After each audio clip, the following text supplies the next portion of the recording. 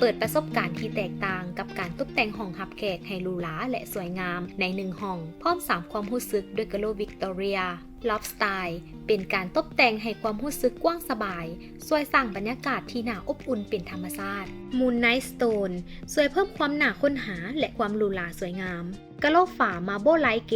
เฮ็ดให้ห้องสร้างบรรยากาศที่อบอุ่นกะโหลมาโบโกเป็นลายหินอ่อนแทรกด้วยแฮเทาสีทองที่เหมือนดังว่ามีสายทองคำอ้อมรอบบ้านทานนี่แมนการตกแต่งห้องสไตล์ธรรมชาติเป็นการใช้กะโหลลายหินและลายไม้ผสมผสานกันอย่างลงตัวที่สุดกะโหลลายไม้ฮิมาลายันเซดดาให้ผิวสัมผัสเหมือนดังไม้แท้กะโหลลายหินอันติโคแบกที่ช่วยเพิ่มความโดดเด่นเป็นเอกลักษณ์ได้อย่างดี